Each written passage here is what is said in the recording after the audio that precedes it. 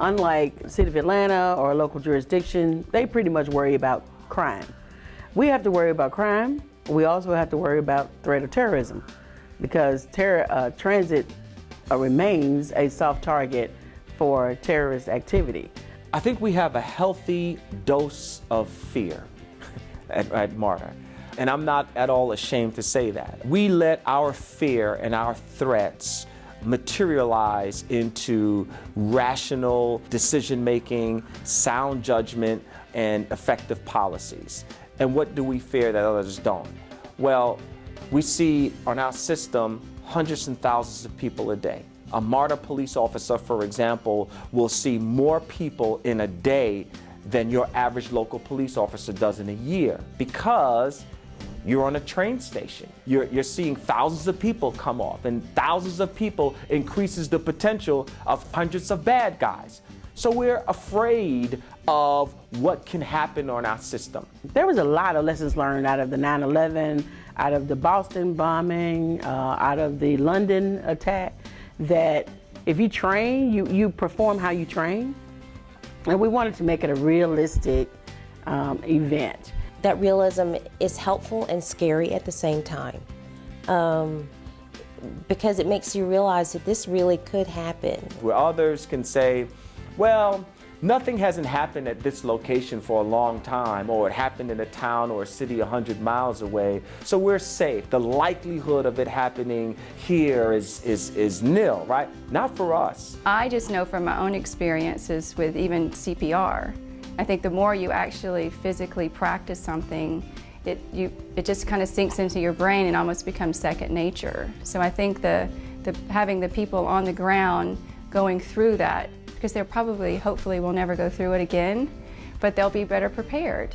And we do use the Hseep process, the Homeland Security Exercise and Evaluation process, which is uniquely designed to be somewhat modular, right? We take the all hazards approach. We don't have a training curriculum that is cemented, right? So when you see an incident like the Boston incident, when you see a Mumbai attack style in 2008 that was threatened for major cities here in New York, you are able to take that information, digest or ingest that into your planning process. And so our scenarios, if you will, are designed to meet those new 21st century challenges.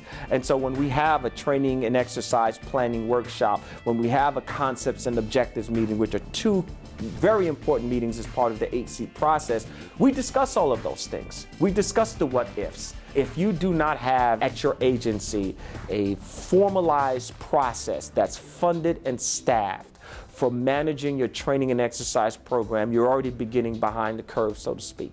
And what happens is your training is going to be the result of an incident. And you're already starting in a bad position, because now what happens is your training becomes skewed to that incident. And so the reality is that incident is not going to happen again. It's going to be something else, but your training was geared toward that. When you have a formalized training and exercise program, it involves doing things like a threat and vulnerability assessment. You got to know your weaknesses.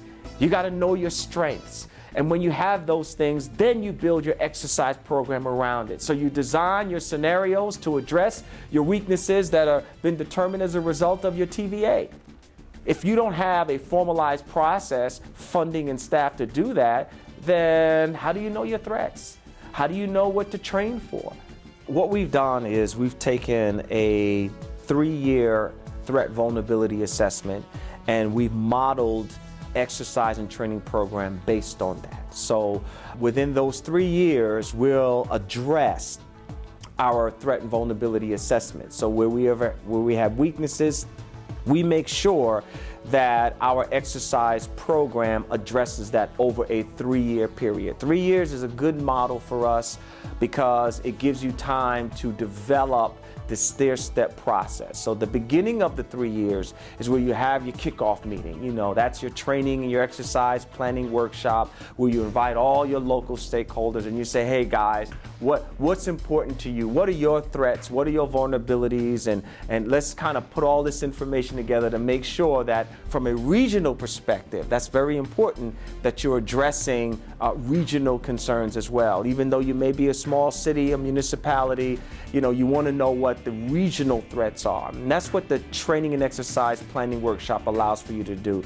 Then what you do is, based on that information, you see what's relevant to your agency, right? That coupled with your TVA, you have a concepts and objectives meeting. And that's where you start to determine, you know, hey, I'd love to do an exercise where the plane, you know, is on fire or there's flooding, but you may not have the funding or the technological capability to achieve that, so you scale it down. That's what your concepts and your objectives are. And then once you have them clearly defined, you start to build your tabletop exercises. And if it's determined that, well, before we have the tabletop, we need to drill our guys in this particular unit on this particular skill set, then you do that.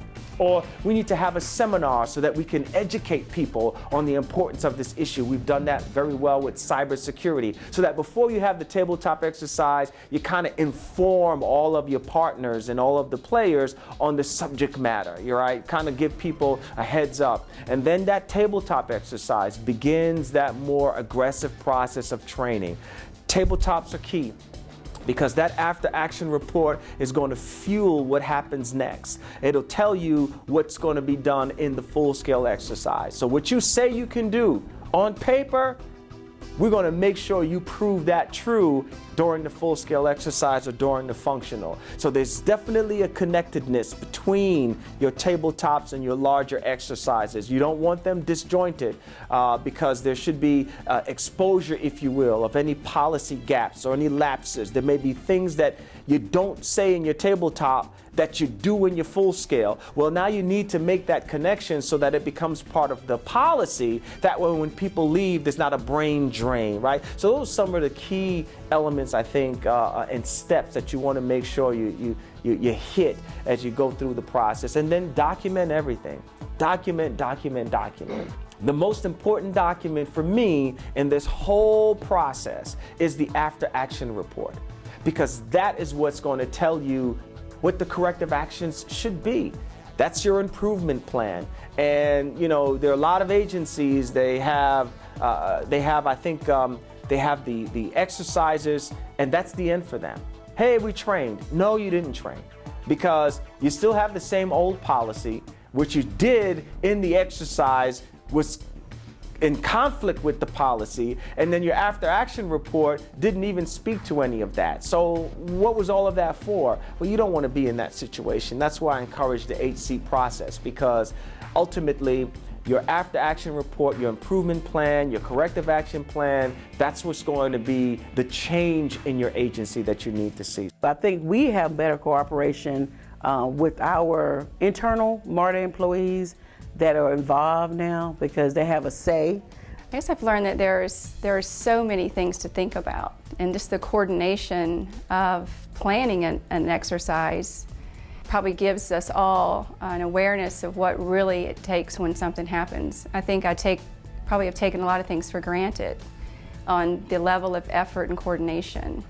How my department fits in with the other departments in bringing this thing together, and bringing in the event that we have a major catastrophe out here, that I think it brings the authority together as far as departmental wise. It shows us how well we work together as a team. It gives us more of an in-depth appreciation of what each department does and what people in that department bring to the table. In the scenario, we say we can do X, Y, and Z. But on the day of the full-scale exercise, someone from another department says, well, that's not realistic. That's not plausible, because this could not happen without that. And then you're like, oh, well, you don't want that to happen. have that individual in your planning meeting. And so you have a realistic exercise program. That's very important that it's plausible, because otherwise you'll exercise in a pretend fashion and it won't have any implications for real life, and that's tantamount to bad training. We'll have a tabletop exercise, a functional exercise, and we'll graduate to a full-scale exercise where we're doing everything. There's explosions, there's gunshots, there's a real-life scenario that our actors, our players are living. And so once we say go, it happens. Whatever happens, happens. And we plan these things, almost 8 to 9 months in advance. So you just don't go out and put on a full-scale exercise. There's a lot of work. We hired an outside vendor because it is a major undertaking. And it's exciting to watch, but what it does is it gives us a real sense of something horrible happening on our system, so we can see how we perform. And then when all of that happens, we take all that information and we change policy. So we are in a constant state of improvement.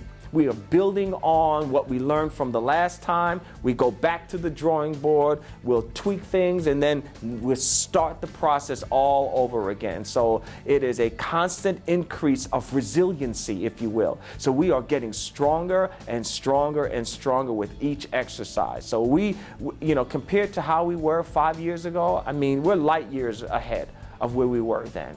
Start small if you have to start small, but start. Not a money thing.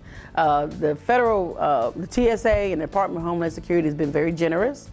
We are a Tier 1 agency, so that means that that means that a terror attack is likely to occur.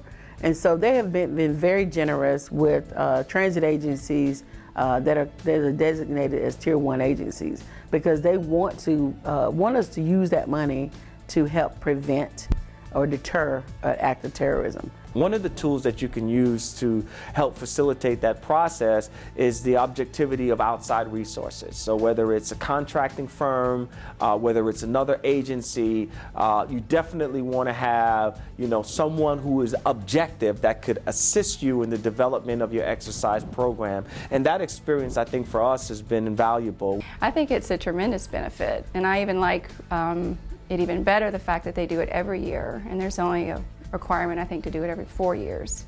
If this were to happen tomorrow, I feel comfortable with the team that we have in place, not only with us, but with all of Marta, and I know that we would do a great job. What I've shared with many agencies is that if nothing else, you'll sleep better at night. You have to have training. If you don't have training, you get there, we'll all be running around not knowing where to go. So training is essential for what we do. Not training will exacerbate, compound exponentially a disaster. If you're training, that means you're saving lives.